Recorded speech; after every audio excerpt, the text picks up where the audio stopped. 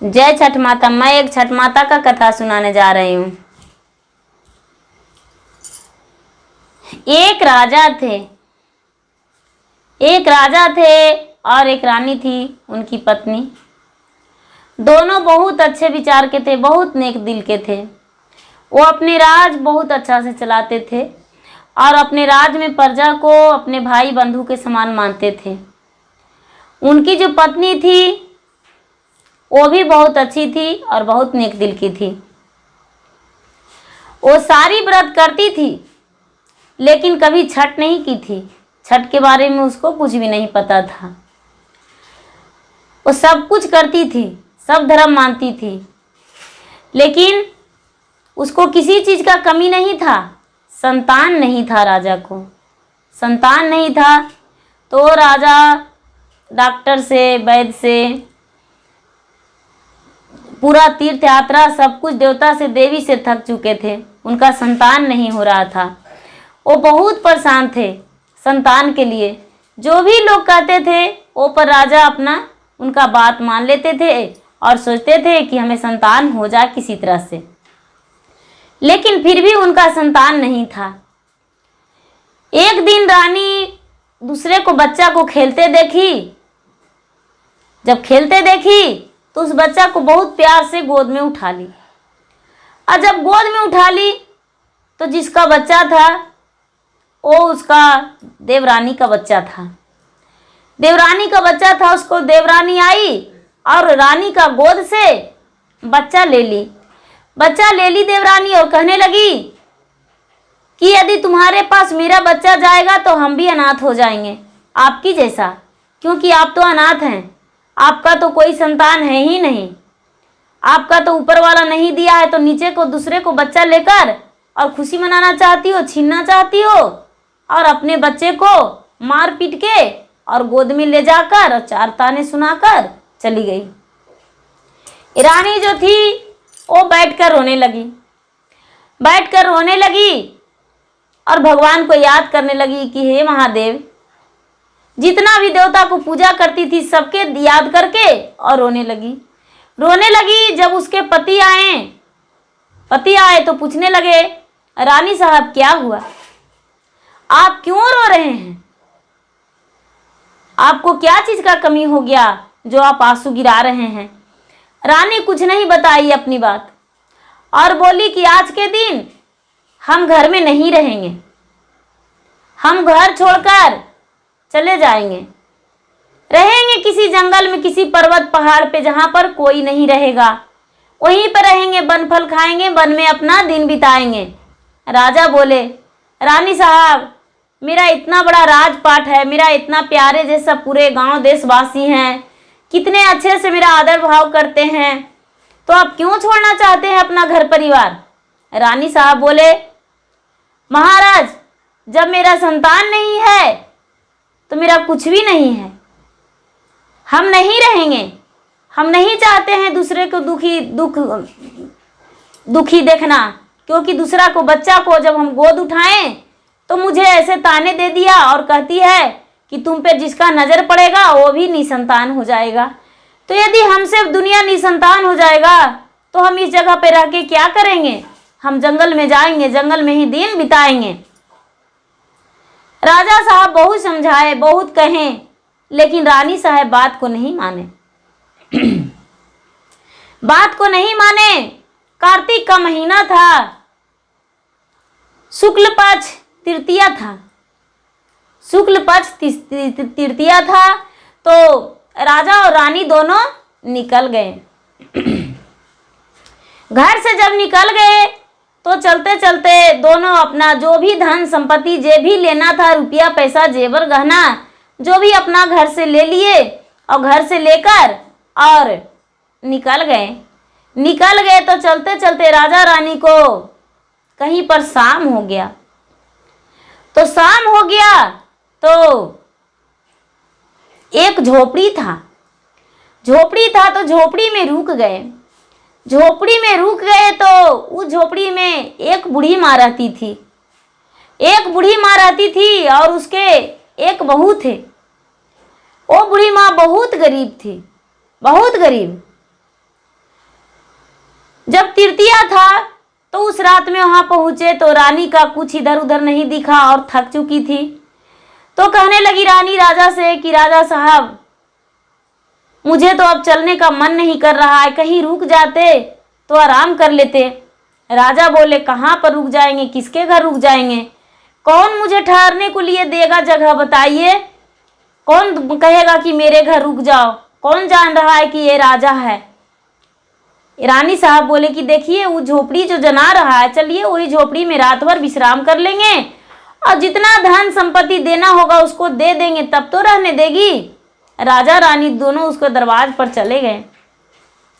दरबार पर चले गए तो वो जो राजा थे वो खड़े हो गए और बूढ़ी मामा से बोली, माता जी मुझे रात भर ठहरने के लिए जगह मिलेगा।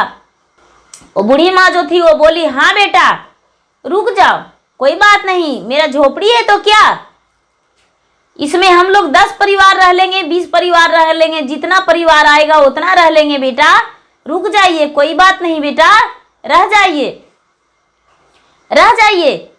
वो रह गए राजा साहब रह गए। तो जब रानी सोई हुई थी तभी उस बूढ़ी माता के बहू उठी और उठ के पूरा अपने मकान में जितना रूम था सब में लगाई झाड़ू और गोबर से लीप पोत कर दी। लीप पोत करके और रानी को सोवेले भर में वो क्या कि स्नान करके और लौकी और चने का दाल का सब्जी और अरवा चावल का भात और जितना उन्हें बन पड़ा उतना वो साग सब्जी सब कुछ तैयारी किए। बनाने को लिए तैयारी किए बना रहे हैं। तो नया चूल्हा पर बना रहे हैं भोजन नहा फींच कर।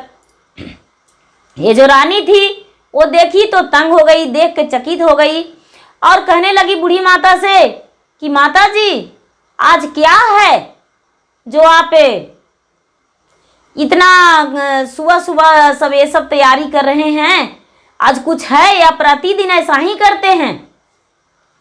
वो बूढ़ी माता बोली, नहीं बेटी, आज जो है कार्तिक मास का छठ पर्व है और व्रत में आज स्नान करके नहाई खाई के दिन करते हैं आज, और कल जो है जो कल का दिन लोहंडा करेंगे और परसों का दिन अर्घ देंगे और चौथा दिन होके भी अर्घ दे के पारण करेंगे। आज जो है जो छठ का नहाई खाई है। जब ऐसा बोले तो ये रानी चौंक गए और कहने लगे कि माता जी हम छठ के पर्व के बारे में नहीं जानते हैं, ये क्या होता है, हमें भी विधि बताइए। ये बोले कि बेटी तू मेरे घर रह जाओ और रह के तू देख लो कैसे छठ पर्व होता है। ये जो रानी थी वो बोली कि माँ मुझे संतान नहीं है, क्या इससे संतान हो जाएगा।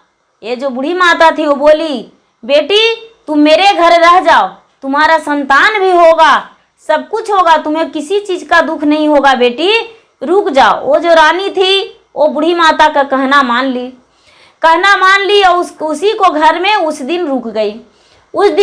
तो नहाई खाई का विधि जो किए थे तो सारी राजा रानी भी उसके घर में भोजन किए और बहुत आनंद से रहे। छठ का जो उपवास था, जिस दिन लोहंडा होता है, उस दिन ही राजा रानी जो भी उसके घर में खर्च हुआ उस दिन का खर्च को भार सह लिए। बोले कि माता जी ये जो छठ के दिन जितना आपको खर्चा होगा वो सारी खर्चा हम दे देंगे, आप अच्छे से धूमधाम से छठ कीजिए। ये जो बूढ़ी माता थी वो बहुत खुश हुई और बोली कि हे भगवान, हे छठ माता, इसे भी गोद भर दीजिए। कहते हैं कि अपने आप को कि हम राजा हैं और घर छोड़कर जा रहे हैं वन में दिन बिताने को लिए, तो छठ माता इसे आप गोद भर दीजिए। जब वो लोहंडा की बूढ़ी माता और लोहंडा करके उठी तो जाके बोली उसको कि बेटी जहाँ पर हम लोहंडा किए हैं वहाँ पर जाके सर झुका के और भगवान के छठ माता के गोड़ लग लो, और जो हम थाल में जूठन छोड़े हैं उसमें से तू थोड़ा सा उठाकर प्रसादी खा लो, यदि तुम्हें मन है तो, और नहीं तो हम अलग से देंगे। वो जो रानी थी वो जूठन को जाके खा ली, जूठन को खा ली। और जब सुबह हुआ तो बूढ़ी माता जो थी वो बोली, बेटी अगर यदि मेरा कहना मानती हो तो चलो मेरे साथ, हम तुम्हें और कुछ कहना चाहते हैं। क्या तुम मुझे अगर जो माँ मानती हो तो तुम्हें संतान का जरूरत है तो चलो मेरे साथ। और रानी को क्या किए, हाथ पकड़कर ले गए और जाकर राजा रानी को दोनों को बोले कि चलिए गांव में 5 दरवाजे से भीख मंगवाए, भीख मंगवाए, उसको धूप फल खरीदवाए और बोले कि बेटा इससे तुम छठ माता के नाम से धूप खरीद लो और खरीद के और घाट पर जला के और मन्नत रख दो कि हे छठ माता मुझे संतान दीजिएगा तो हम भी आपको पूजा करेंगे और आपका भार उठाएंगे, धूमधाम से अपने बच्चे को मुड़ना करवाएंगे, आप ऐसा कहिए। ये जो राजा थे वो बूढ़ी माता के बात मानकर और 5 दरवाजे पर जाके और छठ माता के नाम से भीख के रूप में मांगे और उससे धूप दीप खरीदे, घी खरीदे, जो भी खरीदे और खरीद कर और जितना बूढ़ी माता के जो खर्च लगा छठ में वो सारी की चीज दान कर दिए। लेकिन ये राजा साहब 5 घर भीख मांगकर और उसे धूप खरीदे और खरीद कर और वहां सूरज भगवान के नाम से जलाए और लोटे में जल लेकर राजा और रानी दोनों गंगा में खड़ी हो गए। इस माता जी के कहने के अनुसार गंगा में खड़ी हो गए पूर्व मुंह होकर और कहने लगे कि हे सूरज महाराज, आप यदि मुझे संतान दीजिएगा तो हम भी आपका भार उठाएंगे, हम भी छठ करेंगे।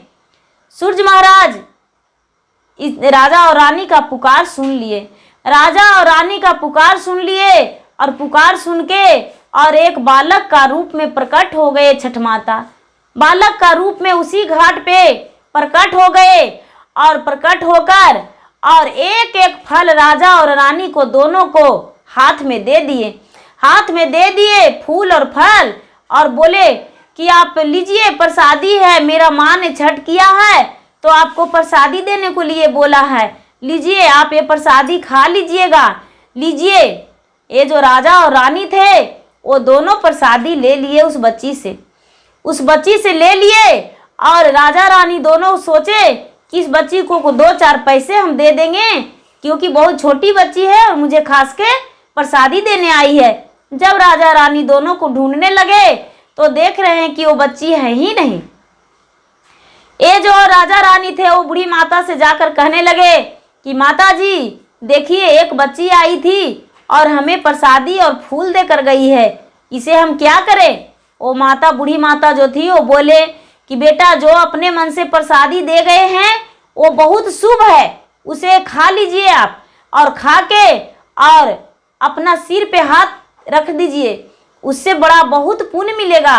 वो जो राजा थे वो राजा रानी प्रसादी उसी जगह पे सुबह पारण के दिन था, उसी जगह पे प्रसादी खा लिए और प्रसादी खा के और अमृत की तरह अपने सर पे हाथ फेर दिए, सर पे हाथ फेर दिए और फेर कर और बूढ़ी माता के साथ वहां से घर आ गए। बूढ़ी माता के पास, बूढ़ी माता के पास लौट गए। ये बूढ़ी माता कहने लगी कि बेटा सब कुछ तो आप किए हैं, हम भी कहे हैं, मेरा भी बात मानिए और कुछ दिन आप लोग मेरे घर रह जाइए। हम गरीब हैं बेटा, मेरा एक झोपड़ी है तो क्या, लेकिन मेरे घर आप रह जाइए, रह कर देखिए आपको संतान होता है या नहीं। हो सकता है भगवान ऊपर वाला छठ माता की कृपा से आपको संतान हो जाए। आपने तो बहुत दान पुण्य किए बेटा, इतना किए तो क्या भगवान को दया नहीं लगेगा। ये बूढ़ी माता जो ऐसा कहें तो राजा रानी का भी लगा कि इनका बात भी हम मान लेते हैं। राजा रानी दोनों बूढ़ी माता के बात मानकर उनके दरवाजे पे रह गए। जब कुछ दिन बिताए तो ये जो रानी थी वो गर्भवती रह गई, गर्भवती रह गई और अपने पत्नी से बताई, बूढ़ी माता से बताई कि माता जी देखिए ना, मुझे लगता है कि माँ बनने वाली हूँ मैं, मुझे ऐसा समझ में आ रहा है। ये बूढ़ी माता जो थी वो बोली ये तो बहुत खुशी का बात है बेटी, बहुत अच्छा की बात है कि आप भी एक माँ बनने वाले हैं। राजा भी बहुत खुश हो गए, बहुत खुश हो गए और पूरा 9वां महीना तक उसी बूढ़ी माता के दरवाजे पर रह गए। उसी बूढ़ी माता के दरवाजे पर रह गए। 9वां महीना में एक सुंदर पुत्र पैदा लिया। जब सुंदर पुत्र पैदा लिया तो ये जो राजा थे वो बहुत खुश हुए और बहुत खुशी से ये बूढ़ी माता के घर में अपने बच्चे को छठियार किए और पूरा अगल बगल राज के, अपने राज के, प्रजा के सबके बुलाए छठियार में। सब देवता देवी के आवाहन किए, सबके आवाहन किए और सबके आवाहन करके और छठियारी मनाए। छठियारी मनाए जब बच्चा का जब 3 महीना हो गया, कार्तिक महीना आ गया। जब कार्तिक महीना आ गया, बच्चा का जन्मा 2 महीना 2.5 महीना हो गया। कार्तिक महीना आया तो छठ का दिन आया। जब छठ का दिन आया तो राजा और रानी का याद पड़ा कि छठ का दिन आ गया है। ये जो बूढ़ी माता थी वो बोली कि बेटा अब तो छठ आ गया है, आप धूमधाम से छठ कीजिए और जितना भी आपको दान करना है वो गंगा के घाट पर जाकर और परवैती के सूप पर दान कीजिए। और पहले आप जितना भी दान कर सकते हैं, वो राजा साहब जो थे वो क्या किए कि हजारों साड़ियाँ लेकर पलटा के रूप में दान करने लगे। जितना परवैती थे वो सारे परवैती को साड़ी देकर दान किए। और फल फूल से तो कहना ही नहीं है, बहुत सारे फल फूल दान किए। अपने बच्चे को बधाई में दान किए और ये भी छठ किए। दोनों पति पत्नी दोनों खुशी खुशी छठ किए और अपने बच्चे का मुंडन किए। जब 2 साल 3 साल बीत गया तो राजा का एक पुत्र और हो गया, जुड़वा पुत्र हो गया। राजा खुशी खुशी वहां से अपने राज चल आए, अपना घर आए जुड़वा पुत्र लेकर। जब 2 बच्चा राजा का हो गया तो अपना घर आए और अपने प्रजा से बताएं कि देखो हमें तो अपमान किया गया था इस घर में और इस राज में हम रहने लायक नहीं थे, लेकिन जब हम अपना घर छोड़कर गए तो मेरा 2 पुत्र हो गया। अब मैं अपना राज वापस आया हूँ। जो राज के लोग थे वो बहुत खुशी खुशी से राजा को बधाई दिए और घर जाकर उनको और स्वीकारे राजा को और राजगद्दी पर बैठाएं। और जो राजा थे वो सबको बताएं कि छठ व्रत जो है बहुत महान्य पर्व है, इसे सब कोई कीजिए। यदि हम नहीं करते छठ पर्व, हमें घर से नहीं बाहर होते, नहीं जानते कि छठ भी एक त्योहार होता है, तो हमें संतान नहीं होता। इसलिए सब कोई छठ माता के पूजा कीजिए। और जो राजा के प्रजा थे वो भी छठ पर्व मनाने लगे और छठ करने लगे और छठ का महत्व भी उन्हें भी जानकारी हो गया। जय छठ माता।